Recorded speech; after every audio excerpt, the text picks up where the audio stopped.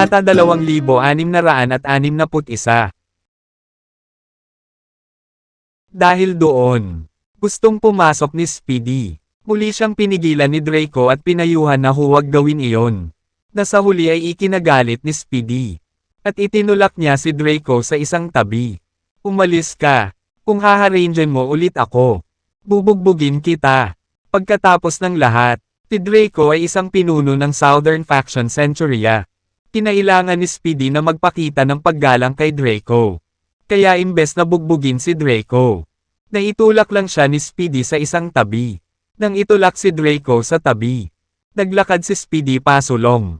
Sa sandaling iyon, lumapit ang isa pang figure kay Speedy at nagbabala. Tumayo ka dyan, bawal kang pumasok. Ang taong humaharang sa kanyang daan ay si Phoenix. Napangisi si Speedy nang makita si Phoenix. Sa katunayan, kanina pa siya naglalaway kay Phoenix. Ngunit hindi siya nagkaroon ng pagkakataong lapitan siya.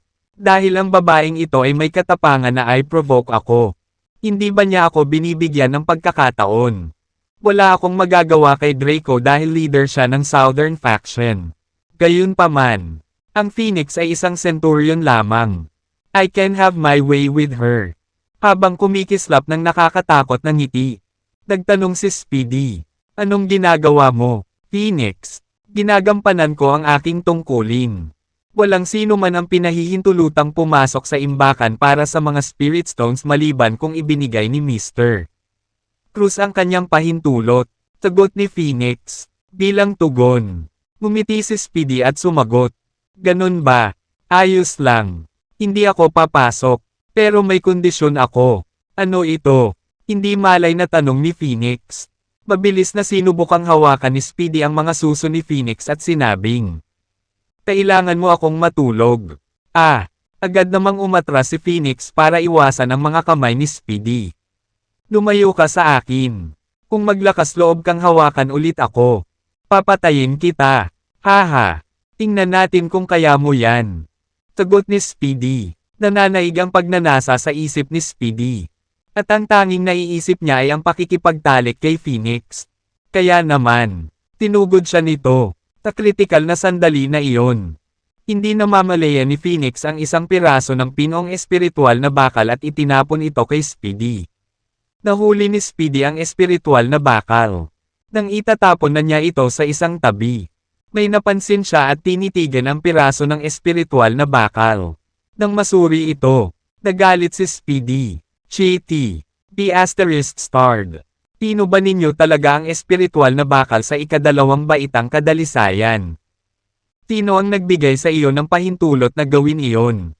Hinayaan lamang ng Southern King at Northern King ang Centurias na makamit ang ikatlong baitang dahil nag-aalala sila na ang mga Centurias ay magpapanday ng mga banal na sandata. Bagamat ang isang tao ay maaaring gumawa ng mga banal na sandata na may grade 3 na espiritual na bakal. Ang mga banal na sandata na iyon ay hindi nakakapinsala. Kaya naman, hindi kailangang makaramdam ng banta ang Legions. Gayunpaman, nakamit na ni Draco at ng iba pa ang grade 2 na espiritual na bakal. Ano bang balak nila? Magre-rebelde ba sila?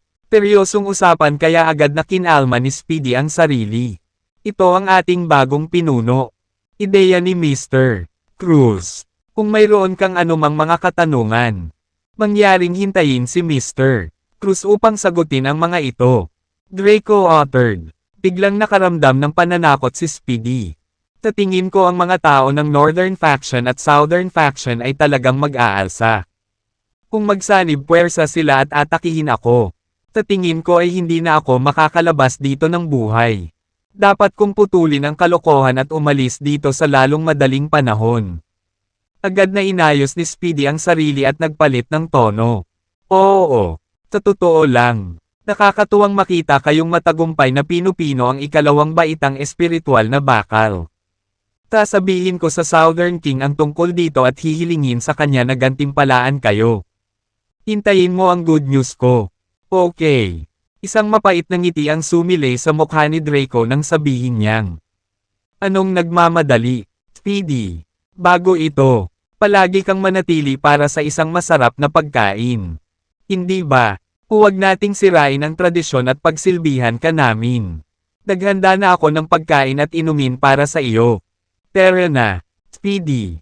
Hindi pinayagan ni Draco na umalis si Speedy dahil alam niyang pinaghihinalaan na niya ang mga ito ng pagre-rebelde matapos nilang tumanggi na ibigay ang mga Spirit Stone na kabilang sa Southern Faction.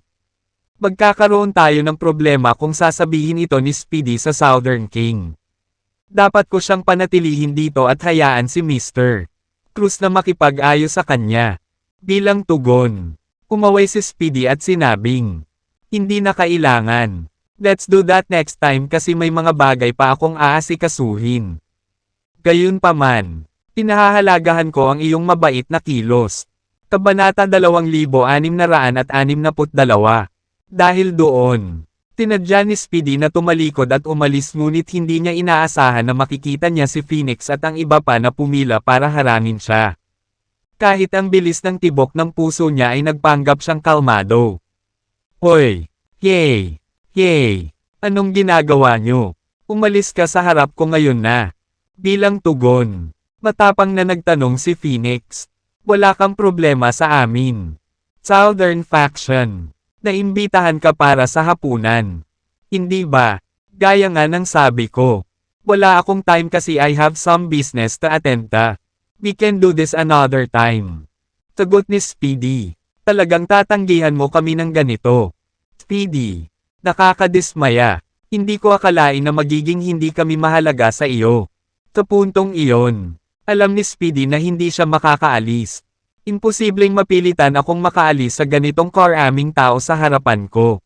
Sa ngayon, ang pinakamagandang laro ko ay mag-stall para sa oras. Sa sandaling mawalan sila ng bantay. Magpapapahinga na ako para dito. Dahil ang lahat ay nagpipilit na manatili ako para sa hapunan. Iyon ang gagawin ko. Draco, pwede mo bang ihanda ang lahat? Matapos tumango ay bumaling si Draco kay Speedy. Sandali lang. Speedy, inihahanda ko na ang aking mga tao ng hapunan para sa atin. As if naman, malamang papunta na sila para kunin si Mr. Cruz. At malapit na akong maging punching bag niya. Pagkatapos ay nagsimulang maghanap si Speedy ng pagkakataong makatakas sa sandaling makakita siya ng malamig na lugar na mauupuan. Samantala, ang mga gwardya na binugbog ni Speedy ay nagmamadaling pumunta sa kwarto ni Dexter at lumuhad sa labas. Mayroon kaming isang sitwasyon na nangangailangan ng iyong pansin. Mr. Cruz, si Dexter, na nasa kanyang silid ay tinatalakay ang Divine Weapon Forging Technique kasama si Osaday. Ay lumabas at nakasimangot nang mapansin niya ang mga sugat at namamaga na mukha ng mga gwardya. Anong nangyari? Ipinadala ni Southern King si Speedy para kunin ang espiritual na bakal. Tinubukan naming pigilan siya ayon sa mga alituntunin. Ngunit pinilit niyang pumasok, dahil hindi namin siya mapigilan. Dapat ay papunta na siya sa reservang Spirit Stone para sa espiritual na bakal. Sagot ng isa sa mga gwardya. Mabilis. Interesting name yan. Komento ni Dexter. Siya ba ang may pananagutan sa iyong mga pinsala? Tumango naman ang mga tanod. Ilisto mo ang iyong mga pinsala. Ipaghihiganti kita sa pamamagitan ng pagbibigay sa kanya ng 5 beses ng pambubugbog. Saad ni Dexter. Hindi mo kailangang gawin iyon. Mr. Cruz. Our injuries is nothing. Mabilis na boses ng mga gwardya. Dahil hindi nila inisip na worth it na gawin ni Dexter na kaaway si Speedy para sa kanilang kapakanan. Makapal ang balat namin. Kaya walang kwenta ang pambubugbog. Tsaka hindi naman kami nabugbog ni Speedy dati. Naiinis kami sa nangyari. Pero wala naman talagang dapat gawin since hamak na subordinate lang kami. Gayunpaman, determinado si Dexter na tuparin ang kanyang salita. Hindi mangyayari iyon. Pinaglilingkuran mo ako dahil may tiwala ka sa akin. Kaya paano ako magpapatuloy na mamuno sa iyo kung hahayaan kong unahan ka ng iba? Labis na naantig ang mga guard matapos marinig ang sinabi ni Dexter. Ito lang, si Mr. Cruz ay talagang matuwid na tao. Si Draco ay kilala noon sa kanyang katapatan sa kanyang mga tao. At ngayon, tila si Mr. Cruz ay higit pa. Pagkatapos ng lahat, Si Draco ay hindi kailanman tatayo kay Speedy para sa isang pares ng mga walang tao. Kahit na pinatay kami ni Speedy, malamang na hindi maglalakas loob si Draco na magsalita tungkol dito. Dahil nakatagpo ng pakiramdam ng pagkilala, pag-aari, at seguridad kay Dexter. Hindi nag-aksaya ng oras ang mga gwardya na ilista ang lahat ng pinsalang pananagutan ni Speedy. Samantala, sa Spirit Stone Reserve, lumibot ang mga mata ni Speedy sa paligid habang sinusubukan niyang malaman ang pinakamagandang ruta ng pagtakas. At pagkatapos ng maingat na pagsasaalang-alang, sa wakas ay natagpuan niya ang perpektong paraan upang tumakas. Ang kuwebo kung saan nakaimbak ang mga Spirit Stones ay ilang daang metro ang taas. Nang walang mga bantay sa bundok, maaabot ko ang Southern Faction Base pagkatapos umakyat dito. Mayroon akong 70% kumpiyansa na maaari kong mawala ang pagtugis ng paksayon sa panahong iyon. Kung tutuusin, ang pag-akyat ng bundok ang pinakamagaling ko. Nagpasya si Speedy na gumawa ng isang hakbang sa sandaling naisip niyang nagawa na niya ang kanyang plano. Kabanata 2663. Matapos bumangon para mag-inat, nilinggan ni Speedy si Draco. Kamusta ang paghahanda? Gutom na ako. Pasensya ka na, Speedy. Ito ay halos handa na. I just need you to wait a little while more. Sagot ni Draco, na nag-aalala kung bakit hindi pa nagpapakita si Dexter dahil hindi niya akalain na mas matagal niyang makontrol si Speedy. Habang nag-iisip pa lang si Draco, biglang tumingin si Speedy sa likod ng lalaki at nagsalita. Anong ginagawa mo dito? Kamahalan. Ano? Bakit nandito si Southern King? Lumingon si Draco at ang iba pa sa Southern Faction nang mapagtanto nila kung sino ang lumitaw. Ang Southern King ay si Legates ng Southern Faction. Hindi lamang siya makapangyarihan, ngunit siya rin ay tulad ng isang Diyos sa mga miyembro ng Paksayon. Sa Thies Island, pangalawa lang siya sa Legates ng Northern Faction. Hindi maiwasan ng lahat na magtaka kung bakit kasama nila ang Southern King dahil bihira siyang umalis sa distrito ng Legion. Nang makita ni Speedy kung paano na-distract ang iba, halos mapatalon siya sa tuwa. Ito na ang pagkakataon ko. Pagkatapos, lumundag siya sa ere ng walang pagdadalawang isip at umabot ng 10-10 metro ang taas. Aabot na sana si Speedy sa bundok nang may biglang naghagis ng lubad at nasalo siya sa paa. Pagkaurong ng lubad, kinaladkad ang lalaki at bumagsak ng husto sa lupa. Napabalikwas na lamang si Speedy sa kanyang katinoan matapos siyang bumagsak sa sahig dahil sa bilis niyang nahila pababa. Ang pagkahulog ay sapat na marahas na siya ay nagsuka ng dugo at nawala ng ilang ngipin. Sa matinding pananakit ng kanyang panga, inala ni Speedy na siya ay nagtamo ng bali. Gayunpaman, ang kanyang pisikal na sakit ay walang halaga kumpara sa takot sa kanyang puso. The Asterisk Man 8, sino ba ang may ganoong bilis at lakas? Maging ang Golden Cicada at Draco ay walang kakayahan sa ganoong gawain. Mahirap paniwalaan na may taong ganito kalakas sa Centuria. Tinubukan ni Speedy na bumangon ngunit wala siyang nagawa dahil hindi niya maalis ang lubad. Sa puntong iyon, hindi niya maiwasang magtaka kung paano nababalot ng mahigpit ng isang tao ang lubad sa kanyang binti ng walang labis na pagsisikap. Halos mawala ng malay si Speedy nang masaksihan niya ang sumunod na nangyari, nagsimulang mawala ang lubad sa kanyang binti sa makatuwirang bilis. Ngunit pagkatapos ng 3 segundo, nawala ito ng walang bakas. Anong nangyari? Paano nawawala ang isang lubad sa manipis na hangin? Ito ay hindi lamang isang trick ngunit magic. Ang totoo ay ginawa ni Dexter ang kanyang enerhiya bilang isang bola ng lubad na nawala pagkatapos niyang bawiin ang kanyang enerhiya. Napagtanto na lamang ni Draco at ng iba pa na niloko sila nang wala silang makitang tao sa likuran nila. Pagkatapos, lumingon sila at nakita si Speedy na nakahandusay at duguan sa lupa. Obvious naman na niloko kami ni Speedy in a attempt to get away. But for some reason, nalaglag siya sa sahig imbes na tumakas. Dahil sa galit ay sinaway ni Draco si Speedy. Anong ibig sabihin nito?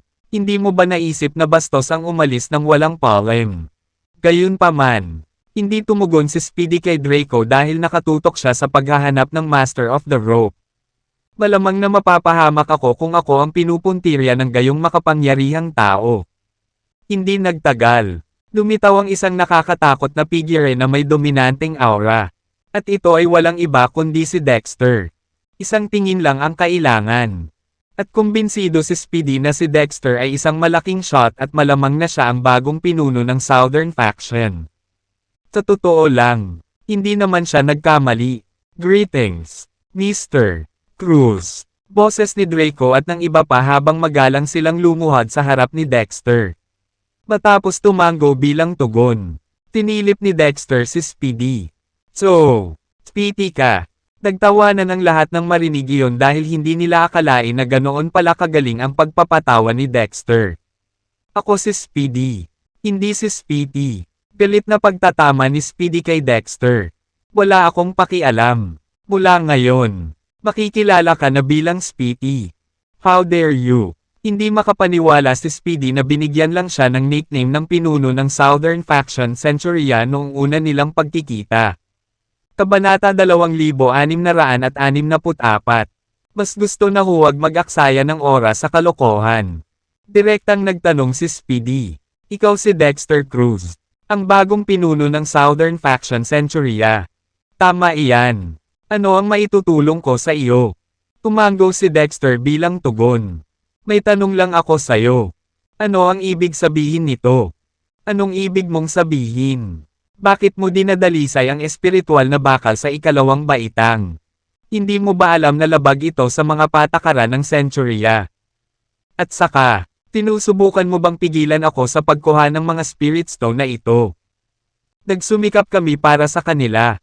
Kaya bakit namin hahayaan na makuha mo sila? Dahil sa atin sila. Maaari natin silang pinuhin sa alinmang grado na gusto natin. Ang isang tagalabas na tulad mo ay walang masasabi sa bagay na ito.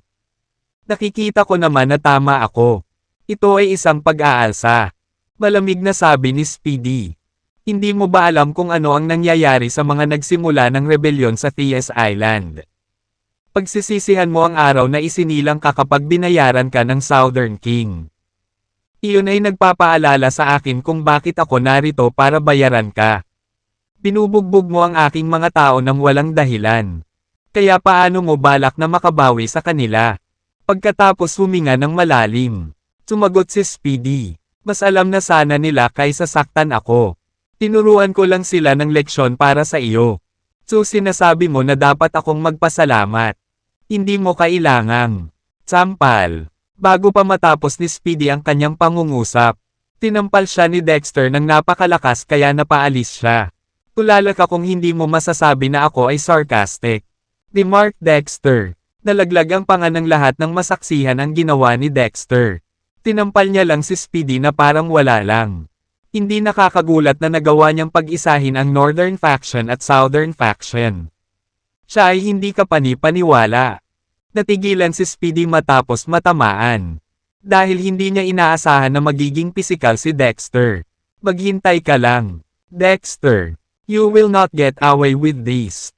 Banta ni Speedy na nagngangalit ang mga ngipin habang hawak ang pisngi. Aalis na ako. Nanalo ka ngayon. Dahil doon, handa na si Speedy na magpahinga para dito. Ngunit hindi siya pinayagan ni Dexter. Huwag ka na lang pumunta. May unfinished business pa kami. You can leave as soon as we have everything hashed out. Uttered Dexter before snapped his fingers. Kunin mo sa akin ang listahan. Ang mga gwardya na nabugbog ay mabilis na iniabot kay Dexter ang listahan na nagpapakita kung paano sila tretuhin ni Speedy. Matapos masulyapan ang papel, tinig ni Dexter. 2 beses kang sinampal ni Speedy. Ha? Pagkatapos ay gawin mo rin ito sa kanya ng 10 beses. Opo, Ginoo. Tugon ng isa sa mga tanod bago maingat na lumapit kay Speedy. Nagalit noon. Matitiis ni Speedy na matamaan si Dexter dahil ang lalaki ay pinuno ng Northern Faction at Southern Faction. Ngunit walang paraan na hahayaan niyang may gwardya na madikit sa kanya. Bakit ako igagalang ng sino man sa Legion kung mapahiya ako ng ganito? Magiging katatawanan ako. Patay ka at ang buong pamilya mo kapag hinawakan mo ako. Banta ni Speedy. Dahilan para mapahinto sa takot ang gwardya. Tigil lang. Wala siyang gagawin sa'yo kasama ako. Pagpapalakas ng loob ni Dexter. Kung gagawin niya, pipalayan ko siya. Matapos marinig iyon, ang gwardya ay nagpatuloy sa paglalakad patungo kay Speedy, na tumingin sa kanya ng dagger. Kahit natatakot siya ay nakuha niya ang lakas ng loob para sampelan ang mukha ni Speedy. Patay ka, itingal ni Speedy habang sinusubukang gumanti.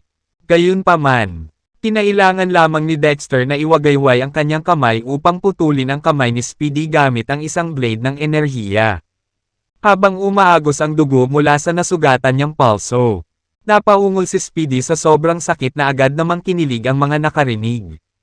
Dahil sa walang kahirap-hirap na pinutol ni Dexter ang kamay ni Speedy, nakumbinsi ang lahat na isa siyang supernatural na nilalang.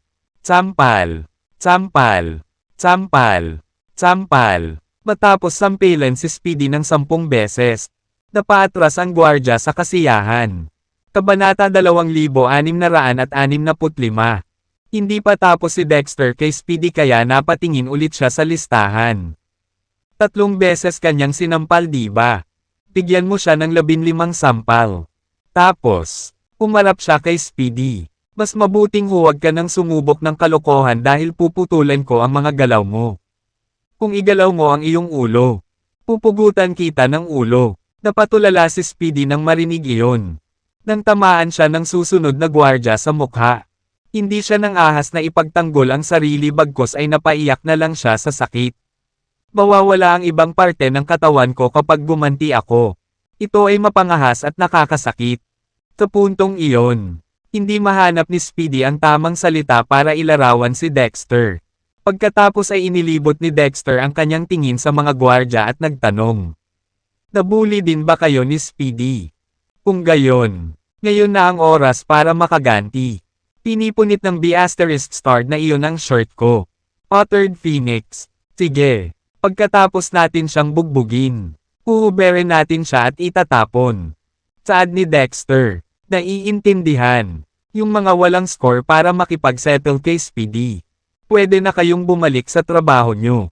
Huwag mong hayaang maapektuhan niya ang order natin dito. Matapos maghiwa-hiwalay ang mga tao para bumalik sa trabaho. Nilapitan ni Phoenix si Dexter at nag-aalalang nagtanong. Dexter, hindi ka ba natatakot na may kabayaran si Legion para sa kalupitan na ipinapakita mo kay Speedy? Alam mo na ang layunin ko ay maging theist. Na ginagawang biktima ang Legion at ang Camp Masters. They'll save me the trip by coming to me. Nakangiting sagot ni Dexter. Umiling si Phoenix habang tumatawa ng mapait. Wala na talagang pag-asa si Dexter. Ano ang iniisip niya na ang isang mortal na katulad niya ay maaaring si Theist? Kailangan niyang maging isang Diyos para makamit ang gayong tagumpay. Maghintay lang ng saglit. Ipinakita nga niya na siya ay supernatural sa higit sa isang pagkakataon. Siya kaya talaga, isang bathala. Kung ganoon, malamang ay mapapalitan niya si Theist. Nagulat si Phoenix sa naisip ngunit mabilis na umiling para bumalik sa katinoan. Ano ba itong iniisip ko? Si Dexter ay isang ordinaryong tao lang na kumakain at natutulog katulad ng iba sa amin. Paano siya naging Diyos? Ang totoo ay tumanggi si Phoenix na maniwala na si Dexter ay isang bathala dahil alam niyang hindi niya ito makakasama kung totoo iyon. Nang sa wakas ay tapos na ang mga gwardya na sampelan si Speedy. Ang kanyang mukha ay naging kasing bukol ng polaka sa taglagas. May laway na nakasabit sa sulok ng bibig ni Speedy. Tama ang tawag ni Dexter sa lalaking Speedy. Matapos ang paghampas, personal na hinubere ng mga gwardya si Speedy ng kanyang mga damit at itinapon siya palabas ng Southern Faction Base. Lubos na napahiya at nawalan ng pag-asa si Speedy noon. Ngunit anuman ang natitira sa kanyang katinoan ay nagtulak sa kanya na umalis sa lugar sa lalong madaling panahon. Baka siya ay mawalan din ng buhay. Kapag suray-suray, si Speedy ay dumilim at namatay kung hindi dahil sa kanyang kalooban na mabuhay. Samantala, si Johnny ng Northern Faction ay patungo sa direksyon ng Southern Faction. Kailangan kong malaman kung talagang sinakop ng Southern Faction ang Northern Faction. Kung gayon, pinupukaw nila ang legates ng Northern Faction sa isang todong digmaan. Walang anuman si Johnny kung hindi nababalisa sa kanyang paglalakbay. Ang mga taga-Southern Faction ay hindi maglalakas loob na patayin ako. Tama ba? Pagkatapos ng lahat, kinakatawan ko ang Legion of Northern Faction. Hindi kailanman maglalakas loob si Centuria sa loob ng 1,000,000 taon na lumaban sa Legion. Gayunpaman, walang sino man ang makakapagsabi ng tiyak. Walang problema ang Southern Faction na puksain ang Centuria ng Golden Cicada. Kaya maaaring subukan lang nila ang anumang bagay. Wala akong choice kundi alamin sa sarili ko ang totoo. Ang Northern King ay nagtalaga sa akin ng ganoong mahalagang gawain. At mawawalan ako ng tiwala sa kanya kung hindi ko ito mauunawaan. Kung tutuusin, baka patayin pa niya ako. Tapagtanggi na sayangin ang pagkakataon na patunayan ang kanyang sarili. Ang lalaki ay nag-aalangan na pumasok sa buffer zone sa pagitan ng Southern Faction at Northern Faction. Na naging inutil na simula nang maalis ang Northern Faction. Kabanata 2666. Darating siya sa teritoryo ng Southern Faction kung patuloy siyang sumulong. Gayunpaman, hindi siya pamilyar sa layout doon. Kaya hindi niya alam kung paano hanapin ang base ng Southern Faction. Habang naliligo, nakarinig siya ng mga yabag mula sa kanyang harapan. Nagmamadaling tumingin si Johnny sa direksyon na iyon at may nakita siyang naglalakad papunta sa kanya. Ang taong ito ay dapat na mula sa Southern Faction dahil siya ay nagpakita dito. Maaari kong hilingin sa kanya na dalhin ako sa base ng Southern Faction. Sumigaw si Johnny. Hoy, halika rito. May gusto akong itanong sayo. Ang taong iyon ay walang iba kundi si Speedy, na nakatakas lamang sa Southern Faction sa isang kalunos-lunos na estado. Matapos tumakbo ng malayo sa base ng Southern Faction, nakahinga ng maluwag si Speedy. Maya-maya lang ay may narinig siyang sumisigaw sa kanya. Ang presyon ng dugo ni Speedy ay biglang tumaas sa sandaling iyon. At halos mahimatay siya sa takot. Ipinapalagay niya na ang taong sumisigaw sa kanya ay isang taga-Southern Faction na ipinadala upang alisin at patahimikin siya. Sa gitna ng kanyang desperasyon, ang kanyang mga binti ay naging halaya. At hindi niya naiwasang magpaluhod sa sahig para humingi ng awa. Ako ay humihingi ng paumanhin. Kasalanan ko. Patawarin mo ako. Nakikiusap ako sa iyo. Nanlamig si Johnny sa kanyang kinatatayuan. What the hell? Ano ang nangyayari? Ganito na ba ako ka-intimidate dito sa Southern Faction? Ang kanilang mga tao ay lumuluhod. Humihingi ng awa sa pagtitig ng kanilang mga mata sa akin. Ganon na ba ako kay Tekot? At saka, bakit parang pamilyar ang nagsusumamong boses ng taong ito? Parang kilala ko siya. Pagkaraan ng ilang segundong pagmumuni-muni, nilapitan ni Johnny si Speedy at pinagmasdang mabuti ang mukha ng huli. Nang makilala ang mga tampok ng mukha ni Speedy, nagulat si Johnny. Ikaw pala, mabilis. Hindi ba isa ito sa mga bantay sa Southern Faction's Legion? Bakit siya nandito? At bakit siya lumuhad nang mapansin niya ako? We are considered equals, kaya hindi na niya kailangan pang lumuhad. Hindi banggitin. Ang mukha ni Speedy ay nabugbog ng husto sa isang putik. At ang isang braso nito ay nabali. Malamang, siya ay pinahirapan ng isang tao. Nang marinig ang nagtatakang boses ni Johnny, dali-dali ding tumangala si Speedy. Nang mapagtanto niyang si Johnny ang nakatayo sa harapan niya, agad siyang nakaramdam ng pananabik. Hinawakan niya ang braso ni Johnny na parang nalulunod na nakahawak sa isang dayami. Johnny, ihatid mo ako. Pilasan na natin at lisanin ang kahindek-hindek na lugar na ito. Tulungan mo ako. Ibibigay ko sa iyo ang lahat ng aking kayamanan. Mabilis na tanong ni Johnny. Speedy, tell me what happened. Sino ang nanakit sa iyo ng husto? Sumagot si Speedy. Ginawa sa akin ito ng mga tao mula sa Southern Faction. Ang mga tao mula sa Southern Faction. Natigilan si Johnny. Wala na ba sila sa isip? How dare they hurt a Legion member? Not to mention a rent collector like you. Sino sila para pagtripan ka? Napabuntong hininga si Speedy. Johnny. Hindi. Mr. Johnny. Hindi ngayon ang oras para pag-usapan ito. Ilayo mo ako rito. At ilalarawan ko sa iyo ng detalyado ang pangyayari mamaya. Speedy. Sabihin mo sa akin. Pinatay ba ng mga tao ng Southern Faction ang mga lalaki mula sa Northern Faction? Hindi. Hindi ganoon. Ang mga tao mula sa Northern Faction ay sumali sa Southern Faction. Naikuyom ni Johnny ang kanyang mga kamao. The asterisk man eat. How dare that be asterisk start Golden Cicada betrays Northern Faction. Hindi namin siya papakawalan ng madali. Muling pakiusap ni Speedy. Mr. Johnny. Pakiusap ko.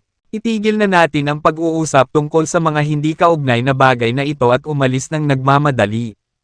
Ang mga tao mula sa Southern Faction ay nabaliw. Kapag naabutan nila tayo, siguradong mamamatay tayo. Naramdaman ang kalubhaan ng mga pangyayari. Binuhat ni Johnny si Speedy sa kanyang likod. Speedy, kung hindi dahil sa matinding pinsala mo at sa katotohanang maaari kang mamatay anumang oras, makikipagkrusada ako laban sa Centuria. Dahil kailangan kong unahin ang pagliligtas sa iyo ngayon. Hahayaan ko muna sila sa ngayon. Pero na, mabilis na umalis ang dalawa. Nakaramdam ng ginhawa si Johnny na nasagasaan niya si Speedy bago nakarating sa Southern Faction. Kung hindi, kapareho niya ang kapalaran ni Speedy.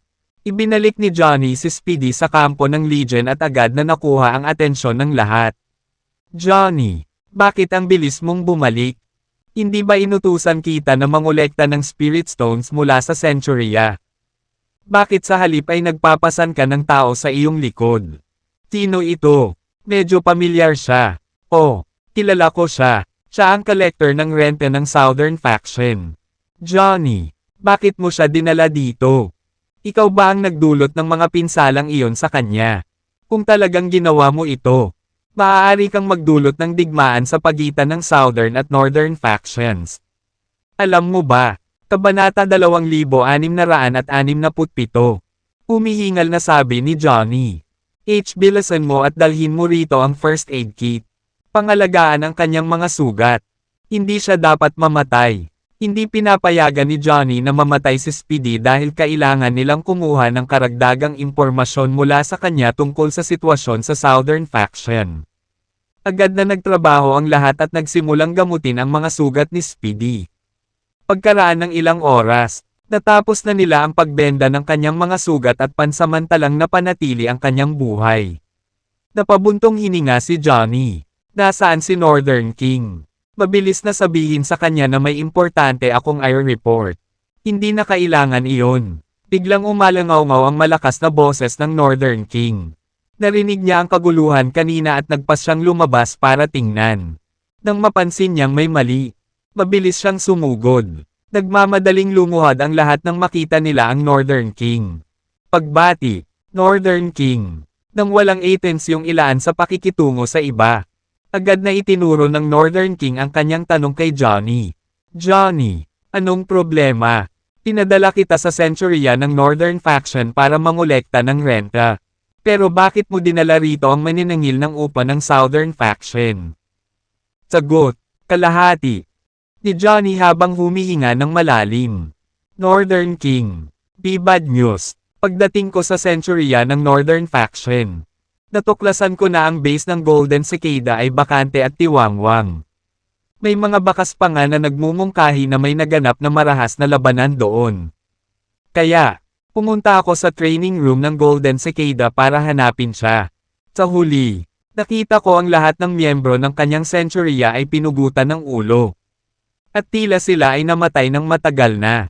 Sa sandaling iyon, ang unang pumasok sa isip ko ay ang Centuria ng Southern Faction ang gumawa noon. Kaya, gusto kong pumunta at harapin sila. Tumigil sandali si Johnny bago nagpatuloy. Sa hindi inaasahan, napadpad ako sa Speedy sa buffer zone ng Northern Faction. Si Speedy ay nagdusa ng malubhang pinsala. At ang kanyang buhay ay nakabitin sa isang hibla. Dahil sa mga kagyat na pangyayari. Kinailangan kong unahin ang pagpapabalik kay Speedy. Dahil mamamatay sana siya kung nagpunta muna ako para mag-interrogate sa Southern Faction. Pagkatapos ng lahat, maaari kong harapin ang Southern Faction anumang oras. Sa aming pagbabalik, nakakuha ako ng maikling pag-unawa sa sitwasyon mula kay Speedy at nalaman ko. Nagmamadaling tanong ni Northern King. Sabihin mo sa akin kung ano ang iyong nalaman kaagad. Huminga ng malalim si Johnny. Natuklasan ko na ang mga centurions ng Southern at Northern faction ay maaaring nagtaksil sa atin. Ano? Inampis ni Northern King ang tabletop at galit na tumayo. Gaano kalakas ang loob ng mga hindi gaanong centurions na ito laban sa atin? Nararapat silang mamatay. Johnny, ipaliwanag mo sa akin ang lahat ng detalyado. Sigurado ka bang talagang pinagtaksilan nila tayo? Mabilis na tumugon si Johnny. Northern King, wala akong oras na bisitahin ang Southern faction para mag-imbestiga pa. Kaya hindi ako sigurado sa mga detalye. Bakit hindi ko hayaang sagutin ni Speedy ang mga tanong mo? Siya ang pinaka-qualified na magbigay ng isang account sa kung ano ang nangyari. Nalipat ang tingin ng lahat kay Speedy. Si Speedy ay halos hindi nakaligtas sa kamatayan pagkatapos makatanggap ng emerhensyang paggamot at napakahina sa sandaling iyon. Gayunpaman, ang pagbanggit sa Southern at Northern faction centurions ay agad na nagpasigla sa kanya. Ang parehong centurions ay nakagawa ng mga karumal-dumal na krimen para sa pangahas na ipagkanulo kami. Northern King, mangyaring ibigay ang hustisya sa ngalan ng langit sa pamamagitan ng pag-aalis sa kanila. Tinabi ng Northern King, mabilis, ipaliwanag sa akin ang buong kwento. Huwag kang mag-alala, ipaghihiganti kita. Mabilis na nagsimulang ikwento ni Speedy ang pangyayari. Nagpunta ako sa Southern Faction Centuria para mangolekta ng Spirit Stone kanina. Nagulat ako. Pinalitan nila ang kanilang pinuno ng hindi nagpapalam kay Legates. Ang bagong hinirang na pinunong ito ay lubhang mayabang at puno ng sarili. Pagkatapos ko siyang tanungin, binugbog niya ako at sinubukan pa akong patayin. Buti na lang at malakas ako.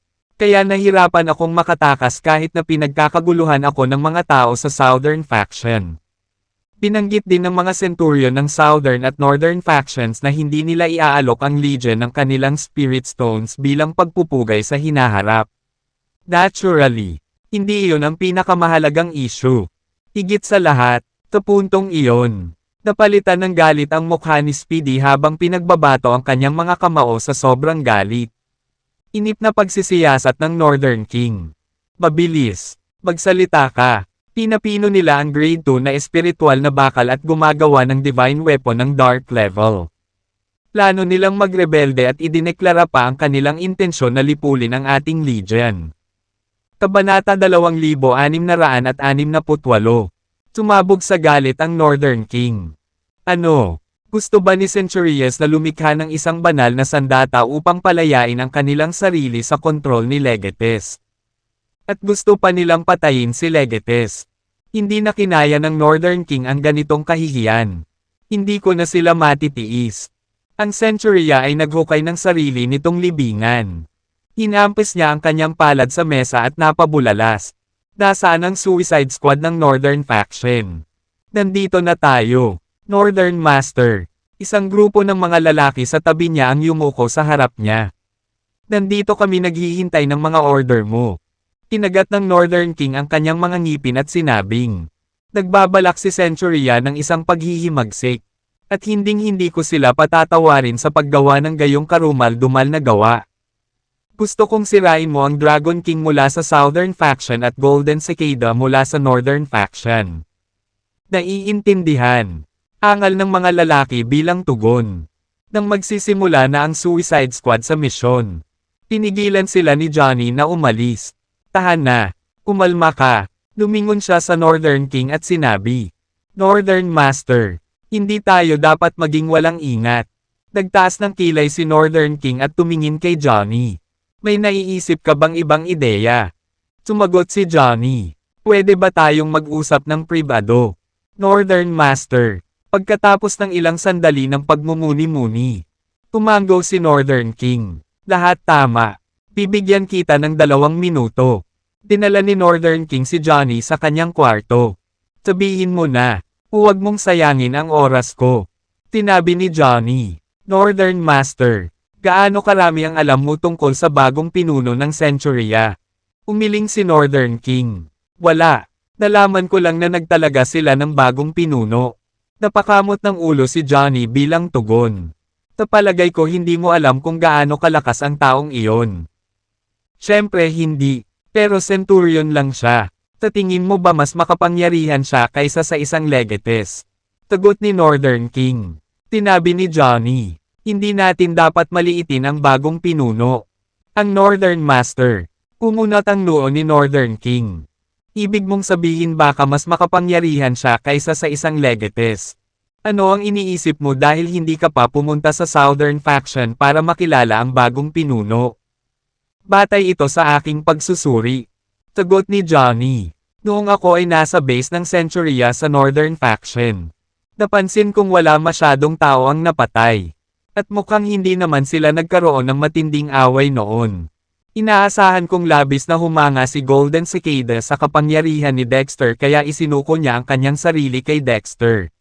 Maaaring iyon ang dahilan kung bakit pinamunuan niya ang Centuria ng Northern Faction na ay pangako ang kanilang katapatan sa kanya. Marahil, handang sumuko si Golden Cicada kay Dexter dahil naniniwala siyang mas makapangyarihan si Dexter kaysa sa iyo. Ang pag-alay ng kanyang sarili kay Dexter ay makikinabang sa kanya sa katagalan. Nang marinig ang kanyang pagsusuri, inihingal si Northern King. Kung totoo ang sinabi niya, ang base ng Legion ay nasa matinding panganib. Tino sa lupa ang bagong pinuno na iyon. Ibig sabihin mas makapangyarihan siya sa isang Legates. Baka siya ay isang Camp Master. The Asterisk man ito. Mas mabuting hindi siya isa sa mga Camp Masters na nakabangga ko sa Primeval Forest. Ang Northern King ay nag-aalala na ang Legion ay walang pagpipilian kundi ang magpasakop kay Dexter. Dapat kong suriin kay Speedy para malaman kung ano ang hitsura ng bagong pinuno at kung isa siya sa 3 Camp Masters. Pagpapatuloy ni Johnny, kahit na mali ang pagsusuri ko. At ang bagong pinuno ay hindi kasing kapangyarihan mo.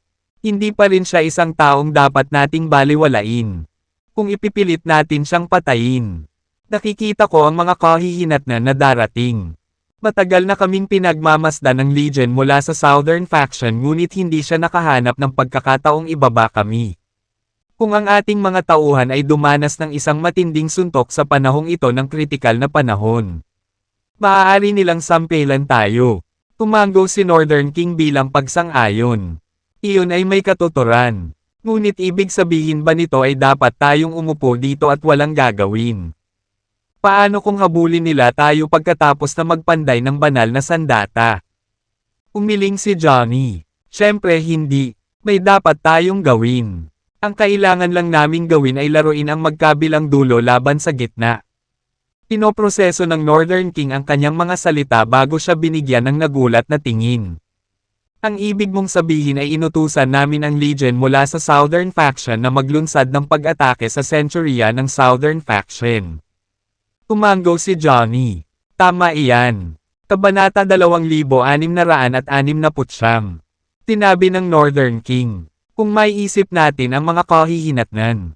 Sigurado akong may isip din sila ng Legion mula sa Southern Faction. Maaaring hindi sila handang magsimula ng pag-atake kung hindi nila nalaman kung gaano kalakas ang bagong pinuno. Tinabi ni Johnny. Bueno. Ang kailangan lang nating gawin ay magdagdag ng panggatong sa apoy. Ang kanyang mungkahi ay agad na nakakuha ng atensyon ng Northern King. Oh, anong plano ang nasa isip mo? Johnny, paano natin gagawin iyon? Paliwanag ni Johnny. May chismis na ang collector ng upa ng Southern Faction ay maaaring hindi lehitimong anak ng Legates ng Paksayon. Alam mo ba ito? Inihilig ni Northern King ang kanyang ulo. Hindi lang basta chismis. Ito ay ang katotohanan. Sa isa sa mga sesyon ng pag-inom. Nalasing si Southern King at natapon ang beans. Nagpatuloy si Johnny. Ano sa palagay mo ang gagawin ng Southern King kung malaman niyang pinatay ng Southern Faction Centuria ang collector ng renta? Sigurado akong gagawin niya ang lahat para ipaghiganti ang kanyang anak. Nawala ng salita si Northern King nang marinig iyon.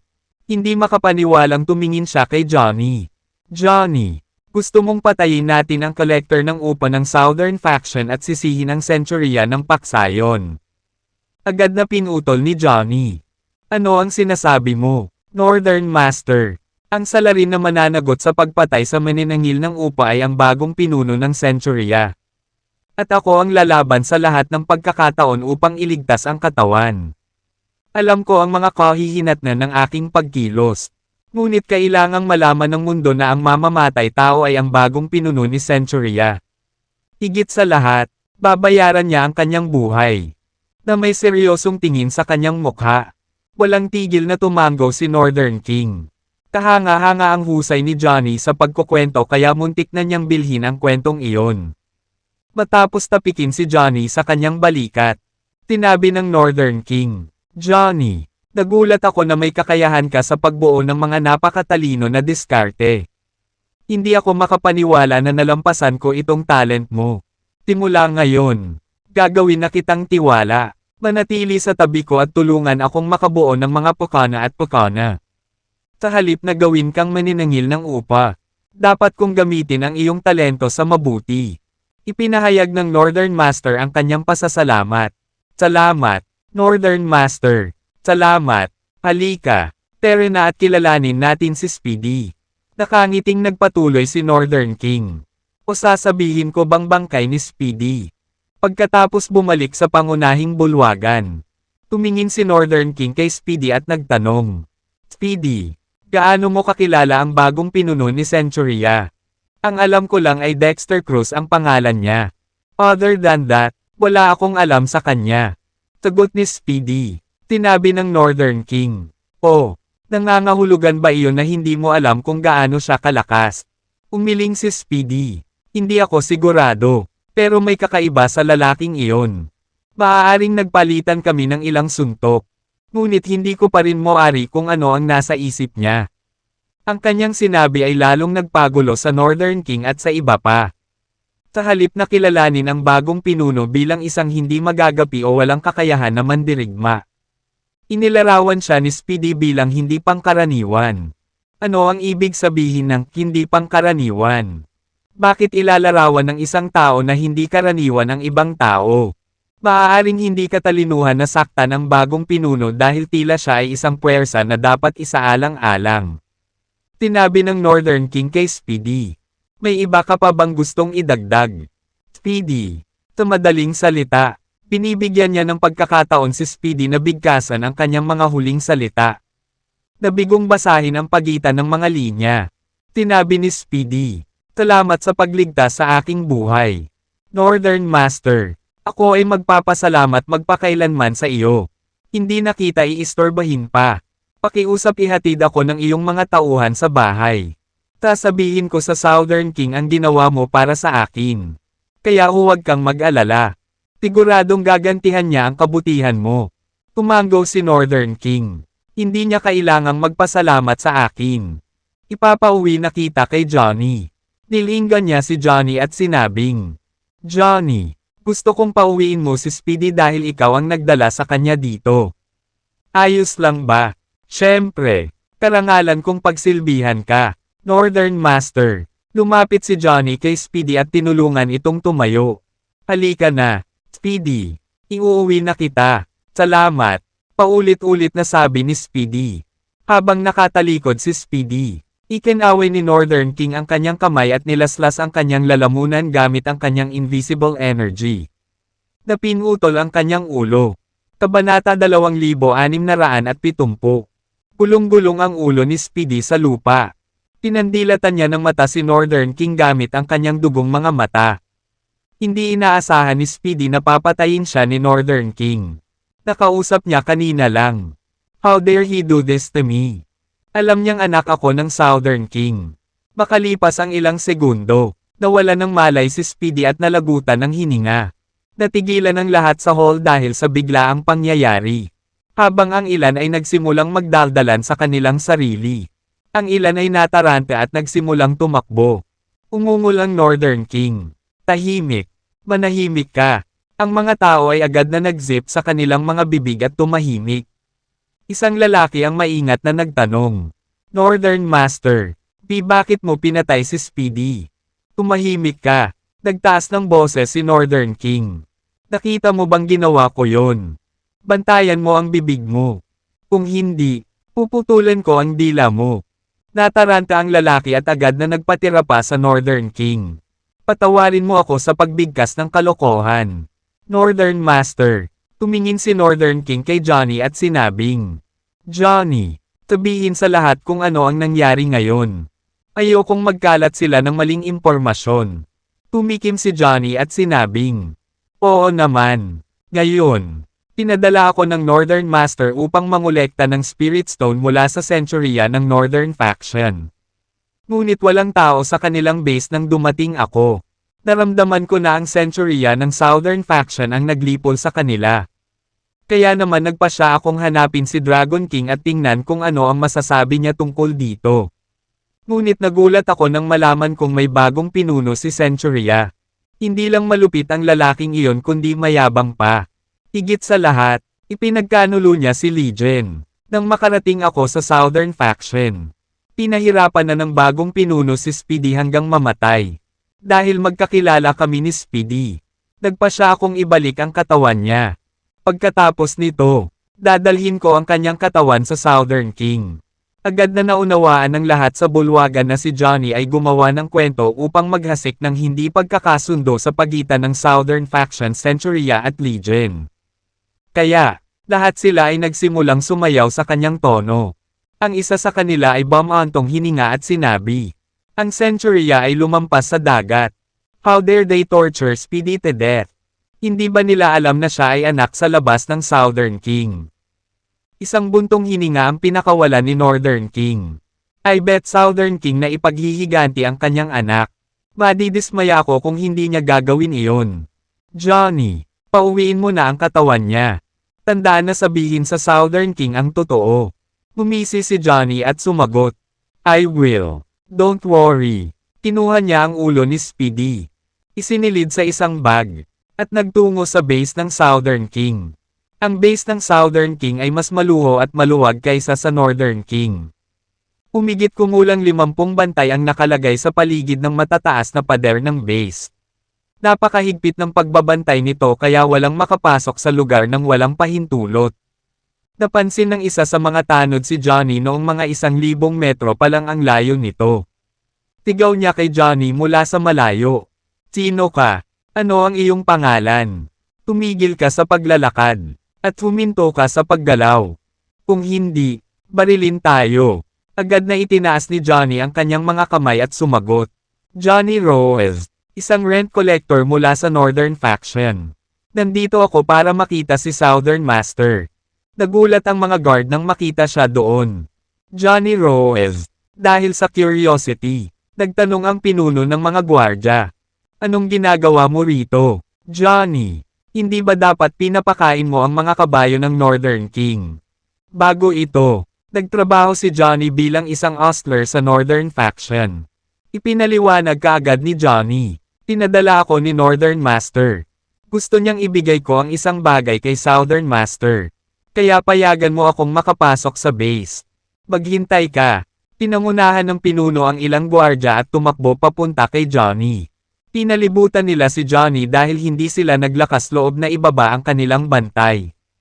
Pagkatapos ay inutusan ng pinuno ang kanyang mga nasasakupan na siyasatin siyang maigi upang matiyak na hindi siya banta.